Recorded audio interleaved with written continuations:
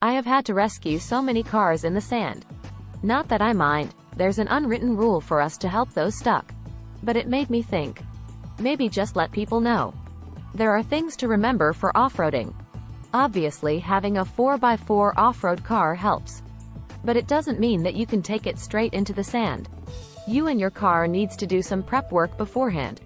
Not all cars are created equal. Although in the desert driving community, we do always say that it's not the car but the driver. Nonetheless, some cars, for example, have very low bumpers that will very likely get damaged.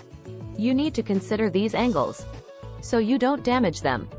Depending on the car, you may need to install what we call a kill switch, which disables ABS, traction control and airbags. For example, on my Jeep Wrangler JK 2013, I have a kill switch installed. But there is a fuse I can pull out prior to each drive as well. My previous car, Jeep Cherokee XJ 2001, I pulled out the ABS fuse and that was all I needed to do as it did not come with traction control anyway. I did promptly lose the fuse, so having spare fuses come in handy. If you have a brand new car, make sure to double check before making any sort of modifications as it may void your warranty. So before you dash off to the dunes, make sure to find someone, or a good off-road club, to get good advice on what you should have done to your car to make it safe for your adventures. Once your car is ready, we need to get down to the little details. Number 1. Deflation kit. A basic solution is just a simple pin remover, which you can get for 5 dirhams, and an air gauge, which you can get for around 15 dirhams. There are quite a few options for deflating. This type you just need to screw in, and it will deflate to the pressure you set it to, but you have to preset it first, so you can't change the pressure if you need to as it's deflating. Apex valves pull the pins with one flick of your finger instead of you having to unscrew it, so it deflates quite quickly. There are currently 2 types. One type needs to be fitted in at a tire shop, and the other you can screw in by yourself. Obviously, it's simpler to get the ones you can do yourself, but it also means that they can be taken out by anyone.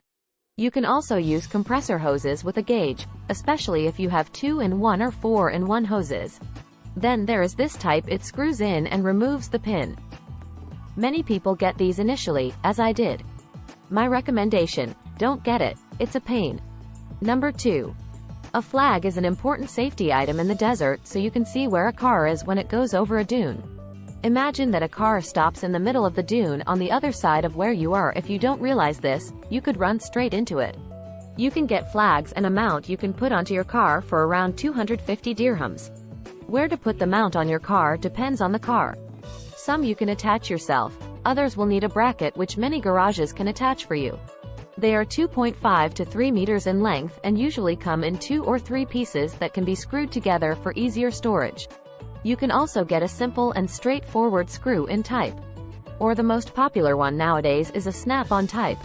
You can get ones that can be attached to the window with a suction cup, but it does tend to fall off.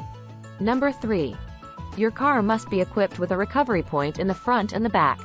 And those recovery points must be attached directly to the car's chassis. A recovery point may differ from a tow point. This is an extremely important safety feature for off-roading. Not all cars come with recovery points, so beware. Some like this could be more decorative than useful, so make sure it is attached to the chassis before using. Number 4. Then you need a recovery rope, which must be a kinetic rope and not a tow rope.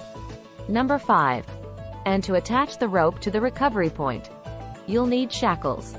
Make sure to get soft shackles. The metal ones, or D-shackles, can be very dangerous. I've seen recovery points break and rope and shackle go flying into the car doing the recovery. Luckily it was a soft shackle, but it still cracked the windshield. Number 6. Since we will be airing down the tires, you will need a compressor to air up after the drive. For those who are lazy, you can get to a gas station to fill them up, as long as it's not too far away.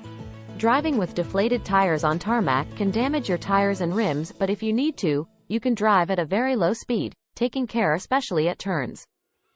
You could pop the tire off the rims if you're not careful. A compressor doesn't have to be expensive.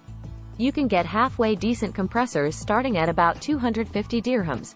However, it's a bit hit or miss.